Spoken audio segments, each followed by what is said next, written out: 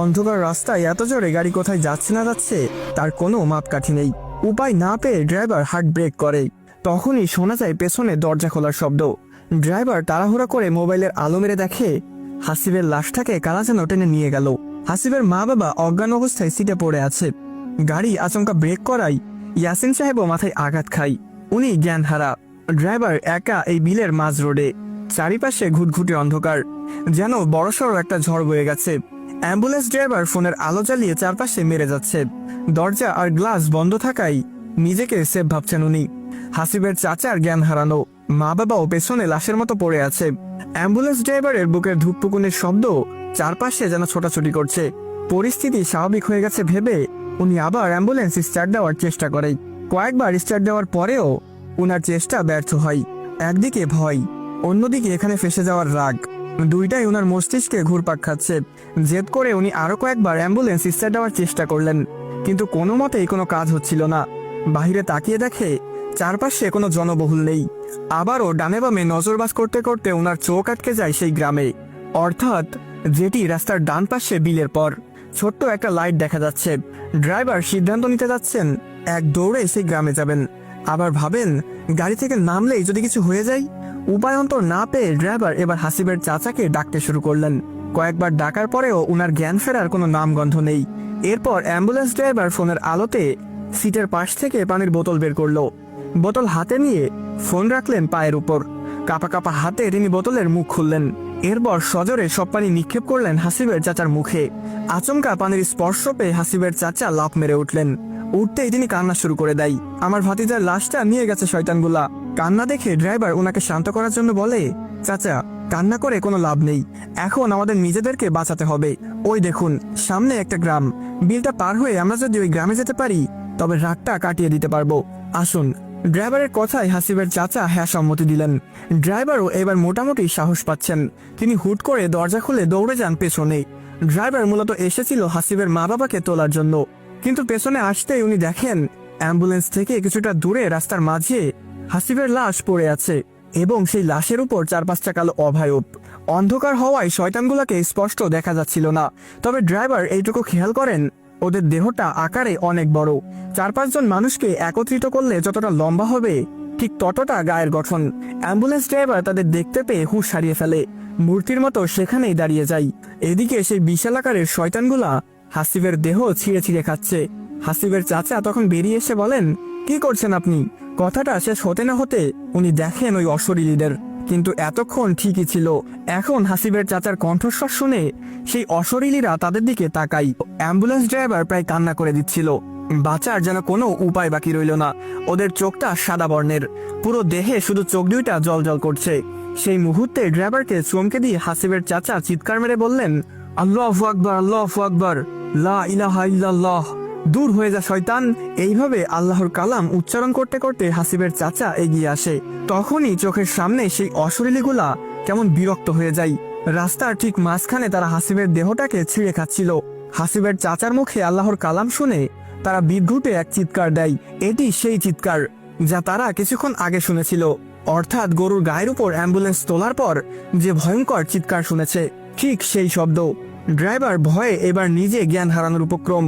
জীবনে সে অনেক অশরীরী দেখেছে, অ্যাম্বুলেন্স ড্রাইভিং বয়সে হাজার কিছুর অভিজ্ঞতা হয়েছে, কিন্তু এমন দৃশ্য, এমন পরিস্থিতি, এমন ভয় তিনি কখনোই পাননি।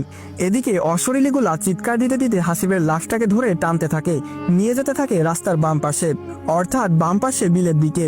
এই সুযোগে হাসিবের চাচা দৌড়ে এসে ড্রাইভারকে ডাক দেয়, কিন্তু ড্রাইভার হয়ে আসছে পুরো মূর্তি নেই। হাসিবের চাচা ড্রাইভারকে কয়েকবার ধাক্কা দিতেই ড্রাইভার হুঁশে আসে। এরপর দুজন মিলে অ্যাম্বুলেন্সের ভিতরে ঢোকে। হাসিবের চাচা জোরে জোরে দোয়াদুরুদ পড়ে যাচ্ছে আর হাসিবের মা বাবাকে ধাক্কাচ্ছে। ড্রাইভারও হাসিবের মা বাবাকে তোলার জন্য ডেকে যাচ্ছে। কিছুক্ষণ ডাকাডাকি আর ধাক্কাধাক্কি করে সফল হয় তারা। ওনারা উঠেই ভয়ে চিৎকার শুরু করলেন। ড্রাইভার এইবার নিজের ফোন বের করে। এরপর লাইটের আলোতে ওনাদের বলে, তাড়াতাড়ি চলুন, নয়তো আমাদের সবার প্রাণ যাবে। হাসিবের মা বাবা বুঝে যায় সব। উনারাও তড়িঘড়ি করে অ্যাম্বুলেন্স থেকে নামে। হাসিবের চাচার মুখ থেকে আল্লাহর কালাম বন্ধ হচ্ছে না। তিনি জোরে জোরে সূরা পড়ছেন আর সবাইকে বের করছেন। রাস্তায় নেমে ড্রাইভার দেখিয়ে দেয় ডান পাশের বিল। বিলের মাঝে সরু একটা পথ আছে, যা ওপারের গ্রামের দিকে গেছে। হাসিবের বাবা তার স্ত্রীকে ধরে সেই বিলের দিকে নেমে যায় আর ছুটতে লাগলেন ওপারের দিকে। হাসিবের চাচাও দৌড় লাগান। যেহেতু ড্রাইভারের হাতে ফোন, তাই সে সবার পিছনে রয়ে গেল, কারণ বিলেও প্রচুর অন্ধকার। আলোর অপশন শুধু এই একটা ফোন।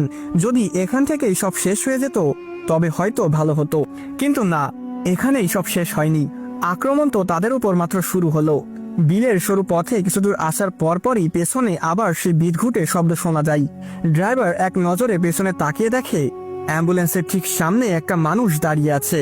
না, সাধারণ মানুষের মতো ছোট নয়, কিছুক্ষণ আগে যাদের দেখেছিল তাদের চেয়ে 10 গুণ বড়, অর্থাৎ পুরো 20 তলা বিল্ডিং এর সমান লম্বা একজন মানুষ।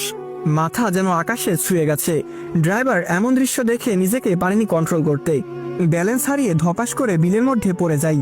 ফোন যেহেতু ড্রাইভারের হাতে ছিল, তাই বাকিরাও পথভ্রষ্ট হয়ে গেল। দৌড়ের মাঝে আচমকা আলোর অভাবে সবাই নিচে পড়ে গেল। ড্রাইভার তাড়াহুড়া করে নিজের ফোন খুঁজতে যাচ্ছিল, তখনই ধানগাছের ভেতর থেকে কিছু হাত ড্রাইভারকে আক্রমণ করতে লাগলো। ড্রাইভারের পিঠে আঁচড় কাটতে শুরু করলো। ওদের বড় বড় নখ ড্রাইভারের পিঠের চামড়া ছিঁড়ে দিচ্ছে। ড্রাইভার যন্ত্রণায় জোরে চিৎকার দিয়ে বলে, আল্লাহ রে, রক্ষা করো আল্লাহ। ড্রাইভারের মুখে আল্লাহর নাম শুনতেই হুট করে হাতগুলা ধানগাছের ভিতরে চলে যায়। ড্রাইভারের মনে হচ্ছিল তার গায়ে অসংখ্য পেরেক মারা হয়েছে, তবুও যান বাঁচানোর জন্য তিনি ফোনটা খুঁজে বের করে। মুখে আল্লাহর নাম নিয়ে উঠে দেখে অন্ধকারে হাসিবের মা বাবা আর চাচা দৌড়াচ্ছে। অনেক দূরে চলে গেছে তারা। ড্রাইভার আর তাকায়নি পেছনে। আল্লাহর নাম নিয়ে গায়ে যত শক্তি আছে সব শক্তিতে দৌড় দেয়। ভিড়টা যেন ধীরে ধীরে বড় হয়ে যাচ্ছে। রাস্তা থেকে মনে হচ্ছিল 5 মিনিটে ওপারে চলে যেতে পারবে, কিন্তু এখনো ড্রাইভারের মনে হচ্ছে আরো 5 মিনিট দৌড়াতে হবে। ড্রাইভার অনেক কষ্টে দৌড়ে অবশেষে হাসিবের চাচার পেছনে আসে। তখনই ড্রাইভারকে পেছন থেকে হাসিবের চাচা ডেকে বলে, ভাই, আমাদের জন্য দাঁড়াও। ড্রাইভার পেছনে হাসিবের চাচার ডাক শুনে থমকে দাঁড়ায়। হাসিবের চাচা পেছনে হলে সে কার সাথে দৌড়াচ্ছে? ড্রাইভার এক নজর পেছনে তাকিয়ে দেখে হাসিবের পরিবার দৌড়ে আসতেছে। এরপর আবার ড্রাইভার সামনে তাকায়, কেউ নেই। সামনের পুরো বিল খালি। ড্রাইভার ভয়ে জোরে জোরে আল্লাহকে ডাকতে শুরু করে। উনার চোখ দিয়ে পানি ঝরতে লাগলো। ততক্ষণে হাসিবের পরিবার চলে আসে। ড্রাইভার তাদেরকে নিয়ে দৌড় লাগায় সামনের গ্রামে। এখানেই সব শেষ হয়ে যেতে পারত, কিন্তু শেষ এখনো হয়নি। দৌড়াতে দৌড়াতে তারা যখন বিলের অর্ধেক চলে আসে, তখনই হাসিবের চাচা জোরে চিৎকার দিয়ে ওঠে, যেন কঠিন আঘাত পেয়েছে উনি। ড্রাইভার ব্যাপারটা বুঝে ওঠার আগেই ড্রাইভারের পিঠে কেউ সজোরে চড় মেরে দেয়। এত জোরে থাপ্পড় মেরেছে যা একজন সাধারণ মানুষের পক্ষে সহ্য করা যন্ত্রণাদায়ক।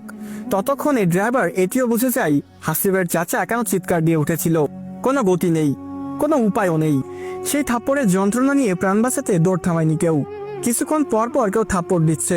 সবার মুখ থেকে এক এক চিৎকার বের হচ্ছে, যা উপলব্ধি করতে গেলে যে কেউ কেঁদে দিবে। 14 মিনিট পর বহু কষ্টে সবাই বিলের এপারে আসে।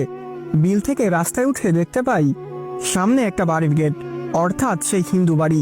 হাসিবের চাচা, বাঁচান, কে আছেন বাঁচান বলে সেই গেটের দিকে দৌড় লাগাই।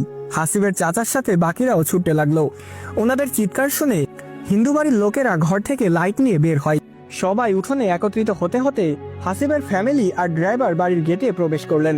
হিন্দু বাড়ির লোকেরা দৌড়ে এসে ওনাদের ধরে। সবাই দেখে 4 জনই রক্তাক্ত এবং প্রচুর হাঁপাচ্ছে, গায়ে নখের আঁচড়।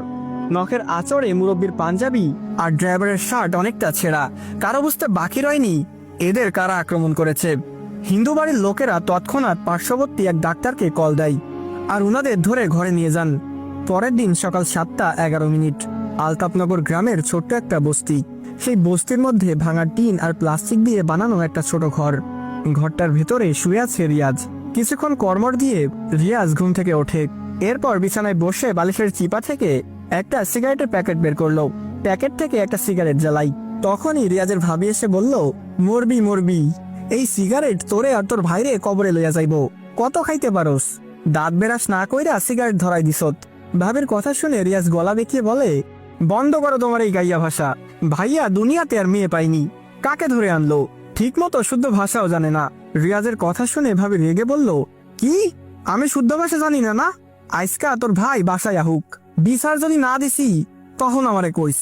ভাবির কথা শুনে রিয়াজ জিব্বা বের করে ফেঞ্চি মেরে আবার সিগারেটে টান দেয়। তখনই রিয়াজের নাম্বারে কল আসে একটা। রিয়াজ বিছানা থেকে ফোন তুলে দেখে তার ভাইয়ের ফোন। লাউড স্পিকারে ফোনটা রিসিভ করে রিয়াজ উচ্চস্বরে বলে, ভাইয়া কোথায় মরে আছেন আপনি বলেন তো? ভাবি আমাকে সারাদিন বকাঝকা করে শুধু। তাড়াতাড়ি বাসায় আসেন। রিয়াজের কথা শুনে ফোনের ওপাশ থেকে একজন মহিলা বলে, আপনার ভাই গতকাল অ্যাক্সিডেন্ট করেছে, এখন পঞ্চগড় হাসপাতালে ভর্তি। সারা শরীর এবার ক্ষত বিক্ষত, পঙ্গু হয়ে গেছে প্রায়, তাড়াতাড়ি আসুন। কথাটা শুনে রিয়াজের হুঁশ উঠে যায়। লাউড স্পিকারে থাকা রিয়াজের ভাবিও কথাটা শুনে ফেলে। আর কি, শুরু হয় কান্নাকাটি। কি ভাবছেন শেষ? না না, ঘটনা মাত্র শুরু। যারা পরবর্তী পর্ব দেখতে চান তারা চাইলে আমার ইউটিউবে গিয়ে দেখে আসতে পারেন। আমার ইউটিউব চ্যানেলের লিংক আমার টিকটক আইডির বায়োতে দেওয়া আছে, অথবা ইউটিউবে সুমন স্যার লিখে সার্চ করলে আমার চ্যানেল আপনি পেয়ে যাবেন। আর টিকটকে যদি এই পর্বে 500 কপি লিংক করে দিতে পারেন তাহলে পরবর্তী পর্ব আপলোড করব।